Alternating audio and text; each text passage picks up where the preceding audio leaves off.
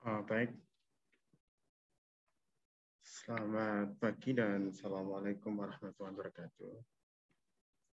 Kita akan mencoba untuk memahami teori belajar Habermas yang mungkin masih terlihat asing di kita ya, karena kebanyakan selama ini teori-teori belajar lebih banyak dikembangkan oleh tokoh-tokoh psikologi ya. Mungkin kita lebih mengenal teorinya Bandura, Skinner, teori belajar Brunner, teori belajar Vygotsky, atau teori belajar Piaget. Piaget, Vygotsky, Brunner sangat populer di lingkungan pendidikan. Piaget dengan misalnya pentingnya media. Jadi jika kita simpulkan bahwa teori Piaget ini misalnya kalau kita ingin menjadikan peserta didik kita ini kritis, maka media belajar itu harus kritis dulu gitu ya. Karena asumsi dasar dari teori Piaget ini peserta didik tidak hanya sekedar menggunakan media, tapi bagaimana media itu juga akan mempengaruhi pola berpikir peserta didik gitu ya. Ya, ada beberapa sosiolog yang menggunakan teorinya Piaget ini untuk menarik, misalnya ketika ingin melihat bagaimana identitas remaja, identitas peserta didik misalnya ketika dia asik atau lagi sangat gandrung atau tren dengan gadget ya. Jadi untuk saat ini kan memang tidak hanya peserta didik ya, kayaknya semuanya hampir semua lini ya, baik dari yang anak-anak, remaja, baik yang sudah dewasa maupun yang sudah tua, bahkan sekarang ini misalnya balita pun ya banyak diasuh oleh gadget ya. Jadi ibunya lebih suka kalau anaknya itu tidak menangis atau tidak mengganggu aktivitas ibunya yang juga sibuk dengan gadget ya. Ibunya, bapaknya juga sibuk dengan gadget. Nah, semoga agar anaknya yang balita itu tidak mengganggu, tidak rewel, tidak nangis, maka juga diberi gadget dengan video macam-macam ketika dia sudah, sekarang ini anak-anak balita itu sudah ahli ya, sudah sangat familiar dengan media sosial, sangat familiar dengan game, familiar dengan YouTube. Nah, kalau menurut sosiolog tadi yang dia mengutip teori belajarnya Piaget, maka sebenarnya anak itu tidak hanya sekedar menggunakan gadget ya, tidak hanya sekedar menggunakan komputer, tidak hanya sekedar menggunakan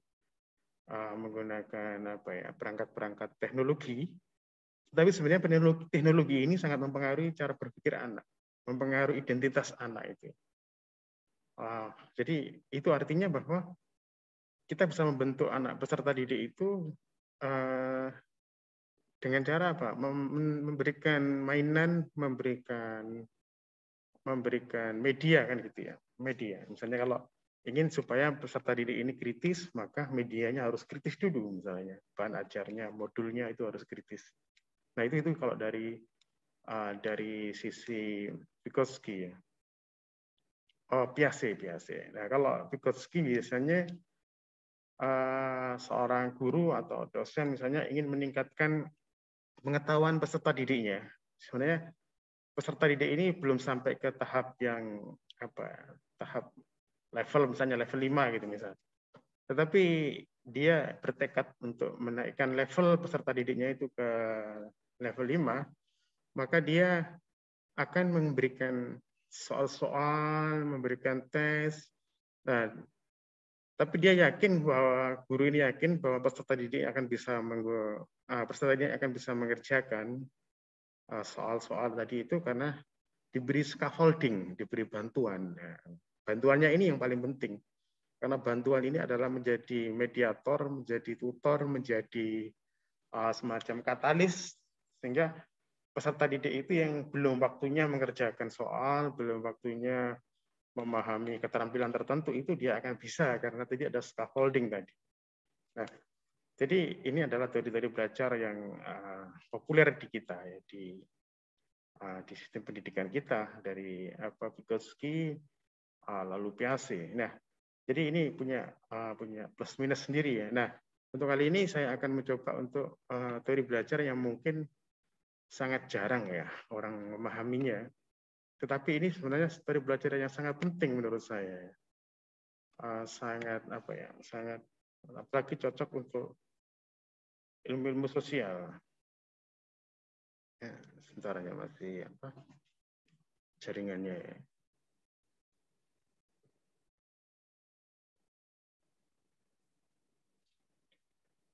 Sangat cocok untuk teori untuk ilmu-ilmu sosial dan IPS, sosiologi, misalnya antropologi, dan ya mungkin cocok untuk peserta didik di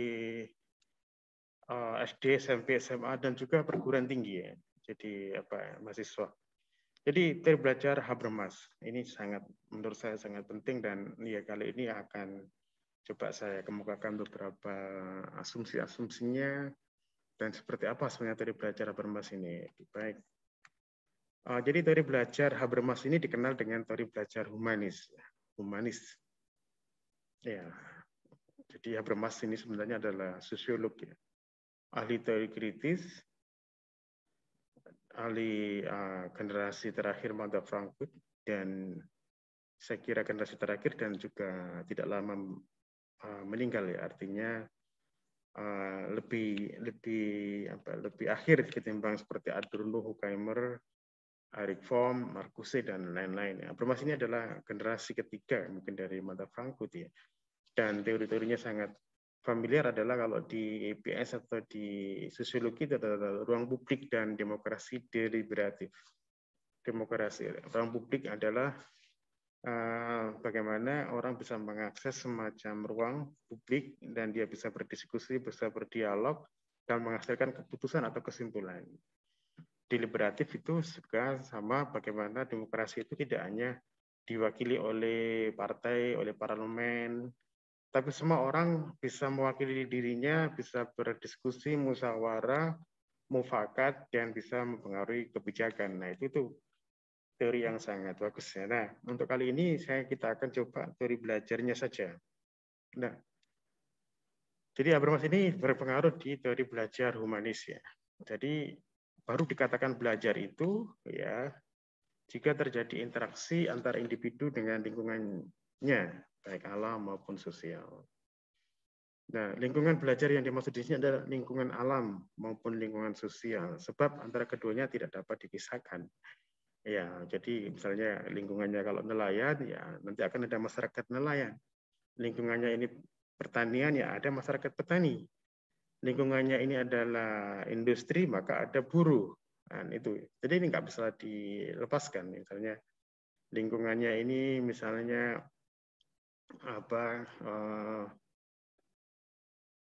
kelas bawah misalnya, maka akan banyak orang-orang miskin di situ atau orang-orang marginal di sana. Nah, jadi ini sesuatu yang tidak terpisah. Nah, ada 3 tahap belajar ya.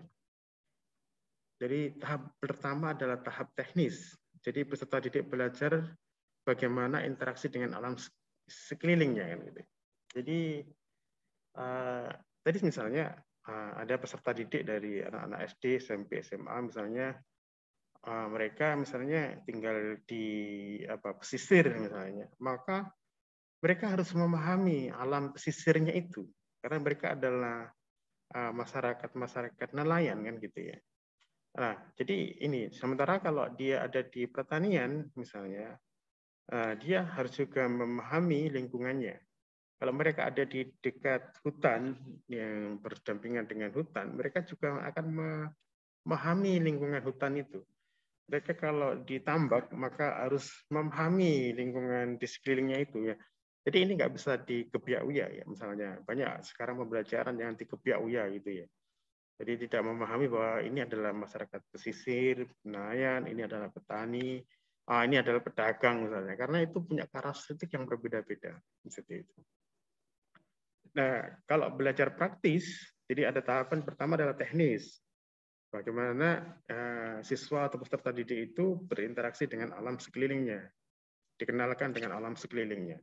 Lalu belajar praktis, bagaimana peserta didik belajar berinteraksi dengan orang-orang di sekelilingnya, praktis.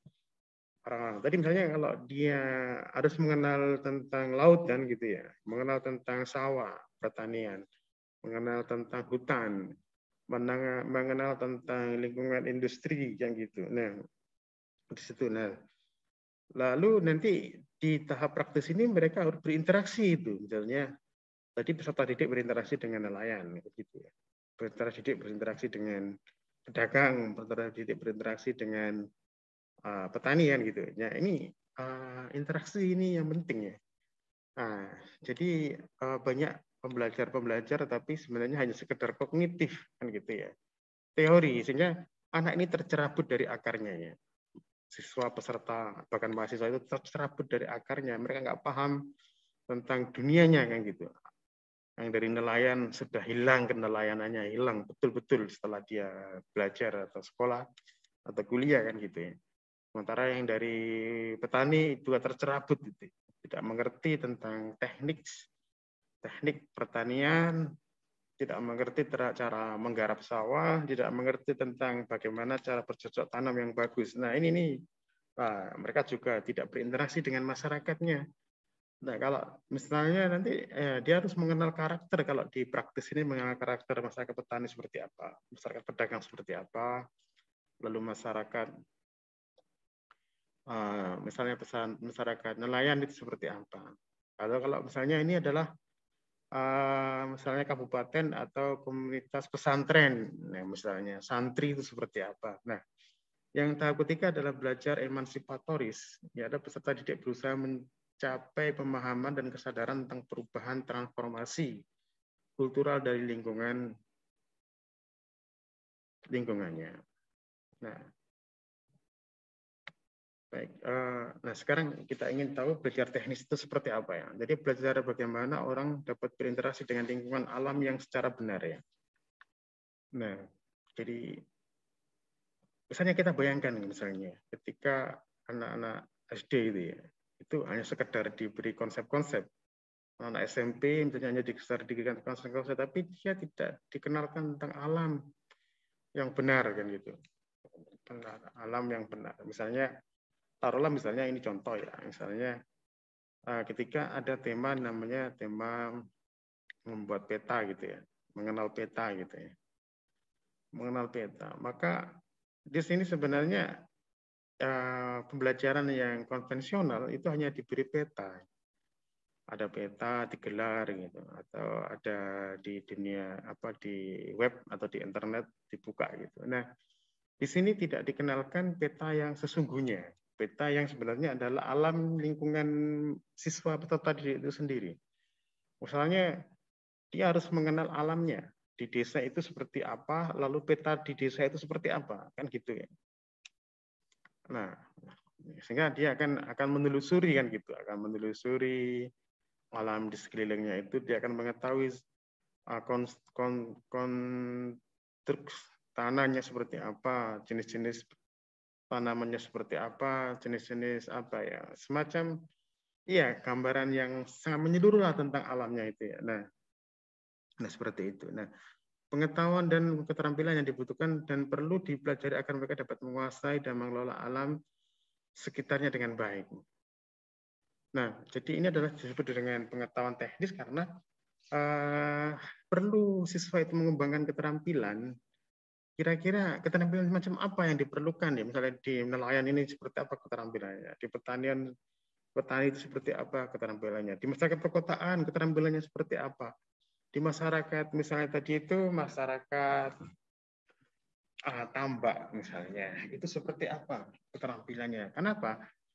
Agar peserta didik ini bisa menguasai alam itu, bisa mengontrol, bisa mengelola alam dengan baik kan gitu. Sehingga nanti dia tidak tercerabut, dia tidak tidak seperti orang yang tidak punya masa lalu seperti itu ya, tidak punya basic, tidak punya modal sosial ya, modal budaya, tidak punya modal budaya, nah seperti itu. Nah, dalam belajar teknis ini peserta belajar bagaimana berintegrasi dengan alam sekelilingnya, berintegrasi dengan alam. Misalnya masyarakat pegunungan, dia akan berintegrasi dengan alam yang gunung dan hutan-hutan misalnya, sehingga mereka akan menyukai alam itu misalnya. Tidak hanya sekedar menguasai, tapi juga mengetahui. Dan nanti bagaimana cara mengelolanya, keterampilan teknis macam apa yang harus dikuasai, misalnya jenis tanaman apa, itu ya yang bisa ditumbuhkan di istilahnya nanduri gunung misalnya, tanaman apa yang bisa dimanfaatkan warga. Jadi nanti akhirnya masyarakat atau peserta didik ini bisa survive dalam keadaan apapun kan gitu ya. Iya, bisa survive seperti itu. Nah, mereka berusaha menguasai dan mengelola alam dengan cara mempelajari keterampilan dan pengetahuan yang dibutuhkan untuk itu. Nah, jadi kita agak prihatin misalnya Mas peserta didik atau hanya dikenalkan konsep-konsep, tetapi tidak dikenalkan dalam alam yang nyata kan gitu ya, sehingga ya dia tidak punya keterampilan macam itu. Nah, baik. Nah, jadi kenapa kok Habermas menekankan pada pengetahuan teknis ini? Karena Habermas ini epistemologinya adalah empirik analitik ya, empirik analitik atau ilmu pengetahuan empirik analitik, sistem saintifik positif klasik ya. Jadi Habermas ini termasuk orang yang menghargai, jadi tidak terus menolak positivis tidak, karena pentingnya positivis ini atau ilmu empirik ini adalah untuk menguasai alam kan gitu. Nah, jadi kalau orang yang tinggal di kutub utara misalnya dia akan mengembangkan punya kearifan lokalnya itu yang paling penting ya, kearifan lokal ini. Nah, sehingga dia bisa mempunyai teknik, menguasai dan bisa mengembangkan lebih lanjut dari generasi sebelumnya. Nah, jadi ini bukan terus orang ilmu sosial misalnya orang sosial, orang IPS, wah nggak perlu mempelajari. Oh tidak, ini perlu ada positivis tadi itu. Nah, kepentingan dasar dari sistem pengetahuan semacam ini adalah kontrol teknis. Kontrol teknis. Ya, dapat diaplikasikan di lingkungan masyarakat atau orang dalam masyarakat. Jadi ilmu analitik cenderung memperkuat kontrol of resip masyarakat. Ya. Pengetahuan dapat dijelaskan dan dibuktikan. Jadi tujuan analitik empirik adalah melakukan kontrol terhadap tindakan instrumental. Jadi kepentingan yang praktis ya, yang praktis misalnya. Jadi kalau nelayan misalnya kepentingan praktisnya apa ya? Memang yang jelas orang tua yang nelayan itu ingin anaknya juga menguasai teknik keterampilannya, menguasai mengerti tentang laut, tentang bagaimana istilahnya dia seluk-beluk laut itu ya, misalnya karang, terumbu karang, ikan, sehingga misalnya dia akhirnya mengerti misalnya, oh ternyata terumbu karang di sini seperti ini, bagaimana cara menjaga terumbu karang, nah itu seperti itu. Atau misalnya bagaimana cara akhirnya masyarakat ini nanti bisa survive misalnya dengan alam, dengan laut yang melimpah sumbernya itu. Jadi nanti dia harus benar-benar mengerti kan itu ya. Tidak terus anaknya nelayan terus tiba-tiba tidak bisa, tidak punya keterampilan nelayannya ini. Ya ini. Jadi ini artinya pendidikan itu mencerabut anak ya. Mencerabut anak hanya diberi konsep-konsep tapi tidak diberi modal budaya tadi itu. Pentingnya modal budaya. Harus dikuasai modal budayanya ini. Baik, jadi kepentingan teknis menguasai realitas secara kognitif teknis sehingga menyatu menjadi sistem teknik atau penguasaan teknis. Nah, secara ekstrim kepentingan teknis adalah mengatur masyarakat manusia dengan cara memposisikan sebagai mekanik atau sebagai mesin aktor kreatif dalam hidupnya. Jadi artinya pendidikan ini harus tetap punya kearifan lokal. Jadi anak ini tumbuh dari lingkungan seperti apa, dan dia harus bisa menjadi aktor kreatif di lingkungannya masing-masing. Nah, seperti itu. Nah, ya nanti tidak bingung ya, misalnya kalau setelah kuliah dia bingung cari pekerjaan, tidak. Tapi karena dia sudah punya kemampuan basic tadi itu, modal budaya itu yang sudah dikuasai, ada transformasi keterampilan dari orang tuanya, dari masyarakat sekitar ke dia itu. Nah, belajar praktis. Tadi teknis adalah tahap pertama, yaitu bagaimana anak-anak atau peserta didik dikenalkan dengan lingkungannya. Nah, kalau belajar praktis ini adalah bagaimana seseorang atau peserta didik berinteraksi dengan lingkungan sosialnya, dengan orang-orang di sekelilingnya dengan baik. Dia agar understanding, mengerti tentang orang-orang. Nah, juga tidak ada prejudice, tidak ada stigma tentang alamnya itu. Sehingga benar-benar dia mengerti, misalnya. Mengerti tentang nelayan tadi, ya dia berinteraksi dengan baik, nelayan yang sukses, nelayan yang tidak sukses. Nah, kiat-kiat supaya sukses seperti apa. Nah, ini saya kira akan menarik ya, pembelajaran itu ketika misalnya melibatkan orang-orang, aktor-aktor yang di lingkungannya itu. Peserta didik diminta untuk wawancara, berdiskusi. Nah, orang tuanya kan akan senang, wah ini adalah pelajaran yang benar kan gitu ya. Tidak terus hanya konsep-konsep saja kan gitu. Nah, pikiran belajar ini mengutamakan terjadi interaksi yang harmonis antara sesama manusia. Jadi ini ada sosiologi, psikologi, antropologi semacam yang amat diperlukan. Jadi inilah bagaimana cara berinteraksi, bagaimana cara wawancara, bagaimana cara menggali data, bagaimana cara berinteraksi dengan baik kan gitu ya. Sopan santun ketika. Jadi anak ini tidak hanya sekedar di kelas lalu disali dengan konsep-konsep seperti kayak tabungan itu ya. Jadi ditabung terus dengan konsep-konsep itu. Tidak, tapi harus tadi itu mengenal alam lalu bagaimana dia berinteraksi dengan masyarakatnya di atasnya itu atau yang ada di alam lingkungannya itu. Nah, Habermas percaya bahwa pemahaman dan keterampilan orang dalam mengelola lingkungan alam tidak dapat dipisahkan kepentingan manusia pada umumnya. Jadi ada alam, ada manusia, ya pasti jelas bahwa manusia itu punya kepentingan terhadap alam itu. Dan alam juga punya kepentingan keberlangsungannya kan. Nah, sehingga artinya itu timbal balik kan gitu ya. Sehingga alam dan manusianya ini akhirnya bisa harmonis kan gitu ya. Baik, ya. Jadi interaksi yang benar antara individu dengan lingkungan alamnya hanya akan tampak dari kaitan atau relevansinya dengan kepentingan manusia. Gitu. Dan baik, ini mungkin perlu dibesarkan ya. Titik tolak epistemologi pengetahuan Habermas yang tadi yang praktis tadi adalah hermeneutik. Tadi kalau di teknis itu anak-anak perlu belajar empirik, ilmu empirik atau positivis kalau bahasanya itu. Nah sekarang ketika anak-anak itu berinteraksi dengan masyarakat itu adalah perlu hermeneutik atau pengetahuan humanistik. Kepentingannya adalah memahami dunia, understanding masyarakat, understanding individu-individu itu misalnya. Jadi anak itu akhirnya mengerti kesusahan orang tuanya kan, mengerti susah dukanya orang tuanya, misalnya masyarakat nelayan itu, akhirnya dia wawancara, dikira bahwa mencari ikan itu gampang, tidak juga. Ada kesulitan, ada tingkat-tingkat kesukaran, ada tingkat-tingkat bahaya, bahkan bahayanya, sehingga anak-anak nanti akan memahami orang tuanya. Tidak terus minta uang untuk beli sepeda motor, minta uang untuk beli handphone yang baru, minta uang untuk untuk transaksi secara online, COD tiap hari gitu. Ini kan kasihan orang tuanya kan gitu. Bagaimana kalau kita misalnya membiasakan anak itu berinteraksi dengan masyarakat di sekitarnya, dia akan tahu kehidupannya. Dia akan tahu kehidupan orang tuanya, pontang-panting misalnya. Dia akan tahu kehidupan masyarakatnya. Dia akan tahu dari tetangga-tetangganya tentang kehidupannya. Sehingga anak ini jelas-jelas mengerti kan gitu. Sehingga iya, mengerti. Nah, disinilah pentingnya bahasa dalam berinteraksi itu. Oke. Sejak ini Habermas menunjukkan bahwa bahasa sebagai tempat pengalaman rasional ya. Jadi pentingnya anak-anak ini dibekali dengan cara berkomunikasi dengan baik dengan warga masyarakat itu ya, sopan santun.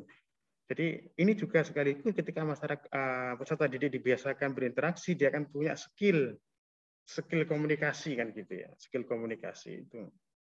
tidak hanya skill komunikasi, tapi juga dia juga understanding terhadap dunianya, terhadap lingkungan sosialnya. Nah, seperti itu dia akan semakin mengenal orang-orang, mengenal budayanya sendiri. Dia akan semakin perhatian dan mungkin pentingnya mewarisi dan juga melestarikan. Nah, di situ. Nah, jadi ia beroperasi dari pandangan umum bahwa masa lalu membantu memahami apa yang terjadi pada masa sekarang. Jadi perhatian pada bahasa mengandung kepentingan praktis untuk memahami diri dan orang lainnya.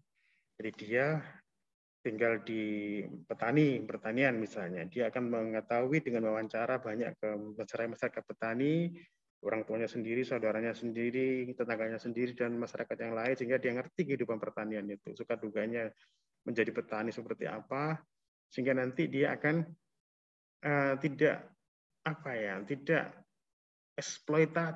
eksploitatif terhadap orang tuanya kan gitu. Orang tuanya sudah nggak punya, ini waktunya panen, waktunya menanam, diminta uang kan gitu. Nah ini jadi masalah kan gitu.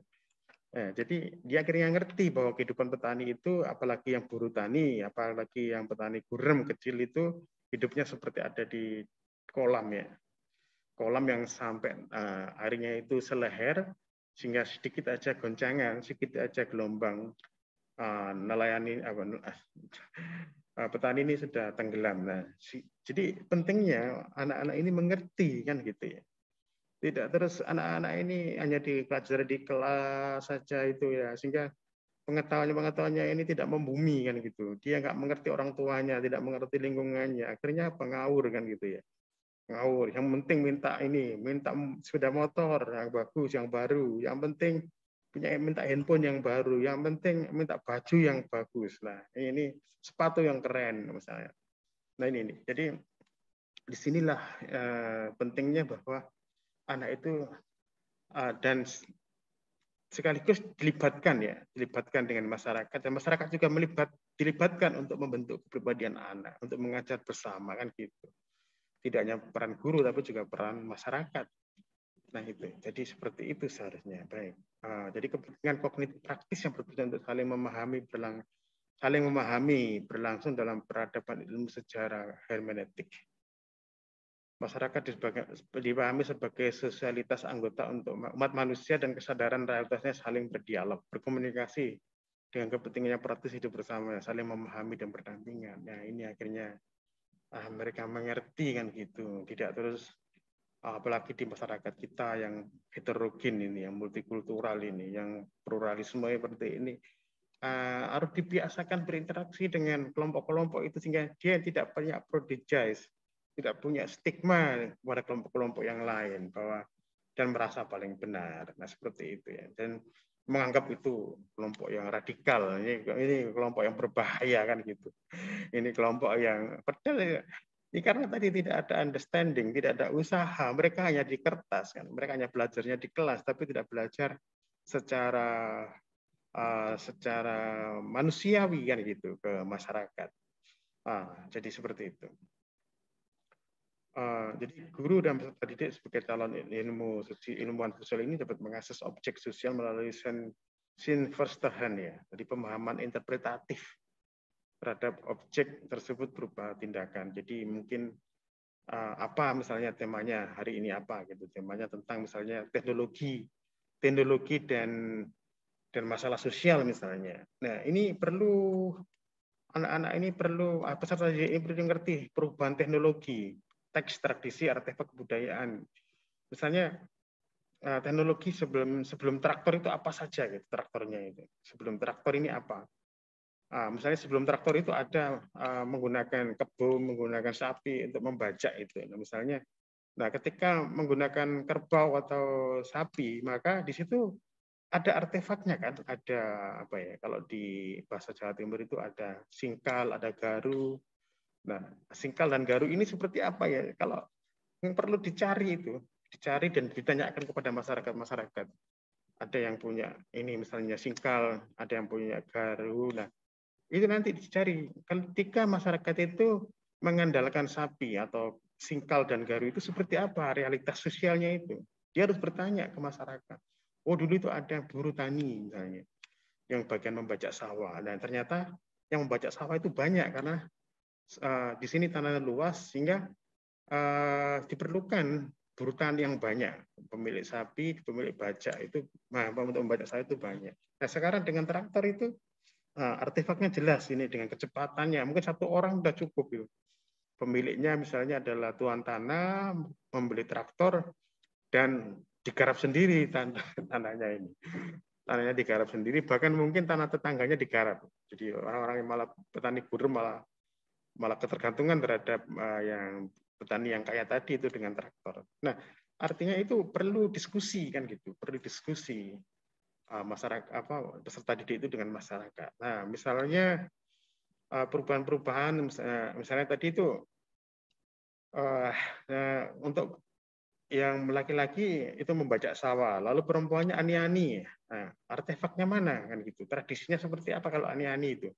Nah, artefaknya jelas misalnya ani-ani harus dicari siapa yang punya ani-ani. Nah, itu masyarakat harus peserta didik itu hunting ya. Hunting ani-ani itu. Nah, siapa tahu masih ada yang punya. Kalau enggak ya nanti bisa online kan gitu. Nah, tradisinya seperti apa? Tradisinya dengan ani-ani ini misalnya tadi yang laki-laki membajak sawah.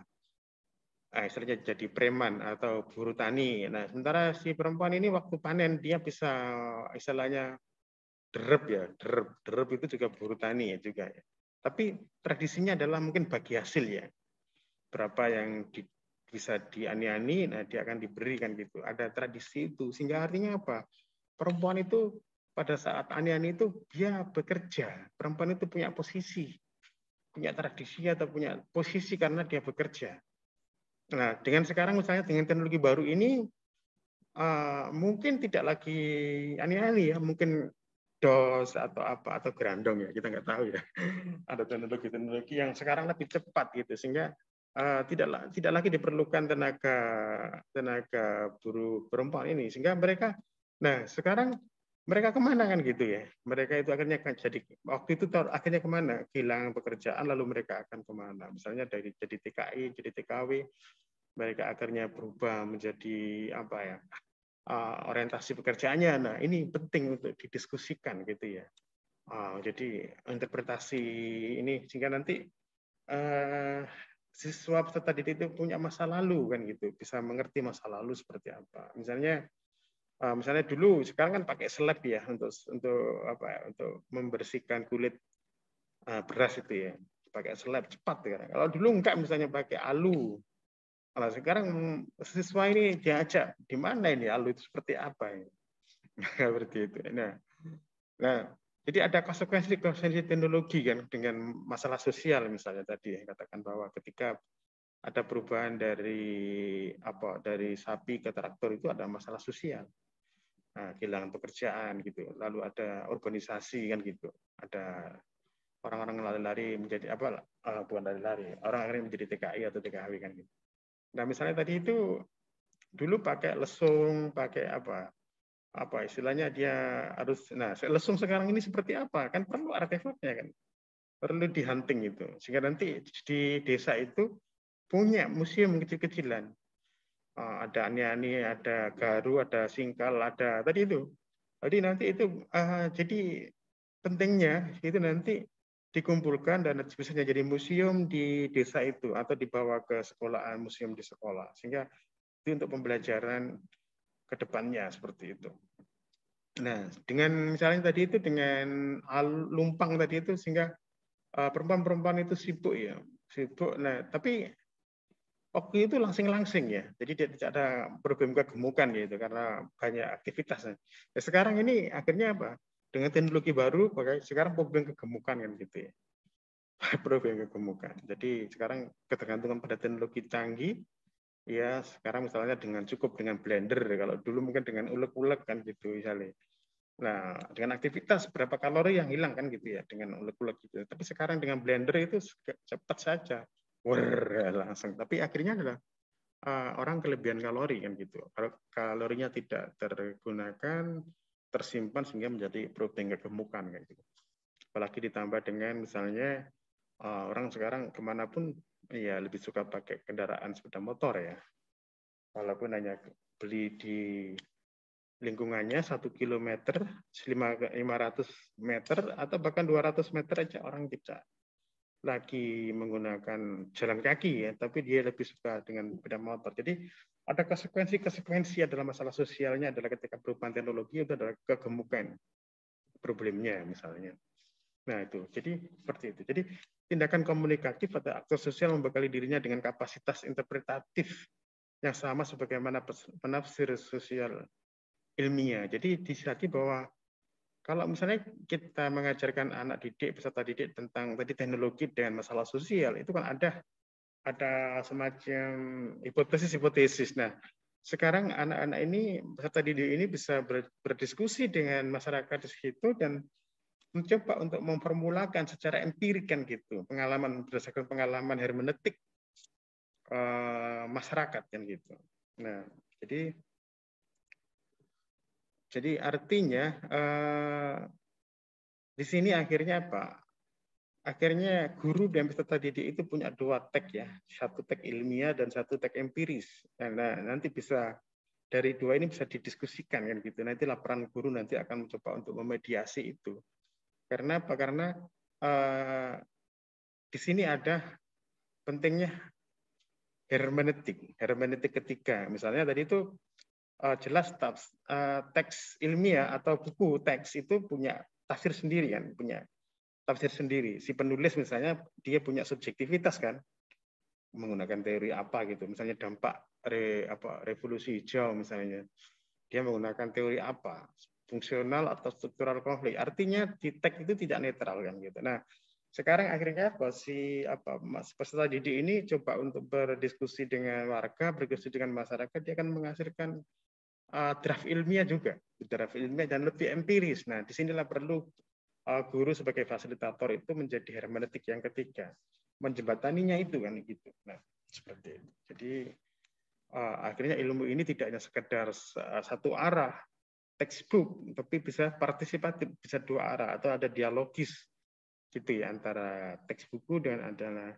ada empiris dari masyarakat, dan di sini perlunya guru memberikan fokus kan seperti itu, fasilitator. Baik, lalu belajar emansipatoris seperti apa? Ini tahap yang ketiga. Belajar emansipatoris itu menekankan upaya agar seseorang mencapai suatu pemahaman dan kesadaran tinggi akan terjadinya perubahan, transformasi budaya dan lingkungan sosialnya. Jadi anak itu sudah peserta didik itu menguasai alamnya, mengerti alamnya, lalu dia bisa mengerti understanding terhadap masyarakatnya. Nah, sekarang tinggal bagaimana namanya belajar itu kan perubahan. Bagaimana dia bisa memberikan treatment, bagaimana dia bisa menjadikan aktor yang bisa melakukan perubahan kan gitu, transformasi budaya di situ. Nah, jadi tidak terus tiba-tiba dia pintar aja di kertas itu, pintar aja di kelas, tapi dia akhirnya tiba memberikan treatment, memberikan emansipatoris ke masyarakat yang tidak punya akar dia kan gitu ya, sehingga masyarakat akan menolak kan gitu, seperti itu. Baik. Diperlukan pengetahuan dan keterampilan serta sikap yang benar untuk mendukung terjadinya transformasi kultural tersebut. Jadi ilmu-ilmu yang berhubungan ya, jadi ada tadi bahasa yang diperlukan, berhubungan dengan budaya, bahasa amat diperlukan. Jadi budayanya ini bagaimana? Dia sudah mendalami budaya masyarakat. Lalu sekarang tinggal keterampilan bahasanya. Jadi transformasi sosial itu, kultural itu perlu dikomunikasikan dengan bagus kan gitu ya. Sehingga nanti tidak ditolak. Baik. Nah, emansipatoris atau pengetahuan praktis ini merupakan perpaduan antara pengetahuan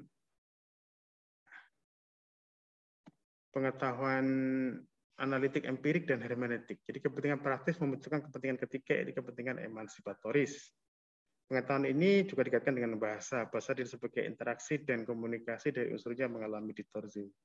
Pengetahuan praktis ini membangkitkan pengetahuan teoritis. Jadi di sini Habermas mengambil psikoanalisa. Artinya gini. Jadi model tersebut berakar pada kemampuan untuk berpikir dan bertindak atas dasar kesadaran sendiri. Jadi nanti setelah mereka mengetahui alam seperti apa, lalu mengetahui masyarakatnya seperti apa, nah nanti muncul kesadarannya sendiri.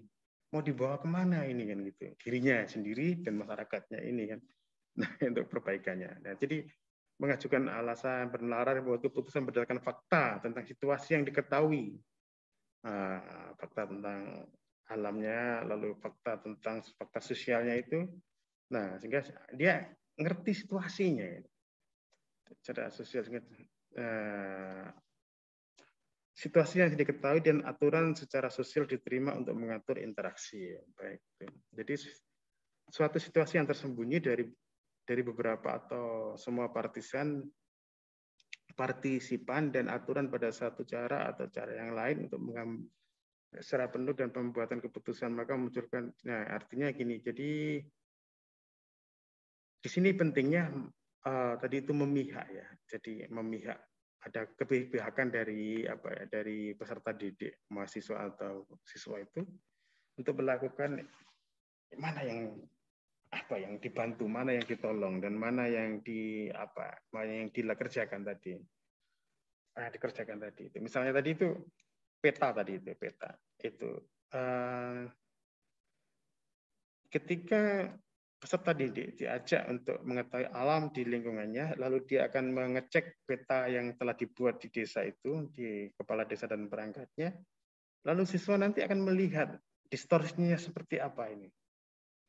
Distorsi peta dengan alam. Misalnya peta ini dibuat tahun berapa kan gitu. Lalu alam ini sudah berkembang, bangunan-bangunan berkembang, lalu unit-unit usaha berkembang, kelompok-kelompok wiraswasta berkembang, pengrajin berkembang, misalnya, tapi petanya tetap sama kan ini. Makanya di sinilah perlu semacam emansipatoris, bagaimana peserta didik ini akhirnya membisiki pada kepala desa dan perangkatnya ini perlu diubah kan gitu petanya ini, karena ini peta ini sudah ketinggalan, istilahnya sudah tidak update kan gitu. Nah, itu pentingnya bahasa, bagaimana cara menggunakan bahasa yang bagus sehingga kepala desa dan perangkatnya ini tidak tersinggung, justru malah oh iya betul ini perlu diubah. Jadi akhirnya peta ini perlu peta tematik kan gitu. Akhirnya dari peta ini akhirnya lebih komunikatif kan gitu. Ini peta tahun 2021, 2022, sehingga kelihatan di mana-mana ada titik-titik yang yang akhirnya orang bisa melihat sesuai dengan kepentingannya kan gitu kan. Sesuai dengan kepentingannya. Jadi itu pentingnya seperti itu. Atau peta tadi juga, peta misalnya di desa itu ada peta di desa, lalu di kecamatan itu juga ada peta, di polsek itu ya. Polsek itu juga punya peta tentang kerawan, daerah rawan jambret, rawan KDRT, rawan ada di situ ada miras, ada minum-minuman, rawan begal itu ada. Nah, disitulah akhirnya nanti apa? Akhirnya nanti siswa ini peserta didik juga punya pengalaman, punya pengetahuan, ternyata kok dari sini itu rawan ya dengan peta ini. Nah, dari situ apakah peta ini bisa diupdate? Bisa dengan data-data yang diberikan oleh peserta didik itu. Nah, jadi seperti itu. Jadi emansipasi yang dimaksud adalah emansipasi yang bukan proses menjadi sadar berdasarkan rasio. Misalnya rasio mengetahui aktivitas sebelumnya adalah tidur, kemudian rasio setelah tidur atau bangun. Tidak. Emansipasi bukan merupakan proses transisi dari kebodohan, bukan. Ketidaktahuan menuju pencerahan. Jadi emansipasi di sini dapat diartikan sebagai proses terbebasnya manusia dari konformisme sosial, dari perbudakan, dari kolektivisme memenjara menuju otonomi diri, pelajar budi dan bening nurani. Artinya transformasi di sini adalah peserta didik itu, baik walaupun dia masih SD, SMP, SMA itu menjadi otonom, punya pendapat, punya hati, punya pemihakan, punya saran untuk perbaikan terhadap masyarakat di sekitarnya. Di situ maksudnya. Jadi tidak hanya menjadi objek yang dibentuk kan gitu, atau dikenai pekerjaan, hanya dieksploitasi, tidak. Jadi mereka benar-benar terbebas gitu ya. Tidak hanya terbebas dari buku teks, tapi juga dia juga melakukan koreksi terhadap buku teks itu, kreativitas. Nah, akhirnya menemukan best practice kan gitu ya.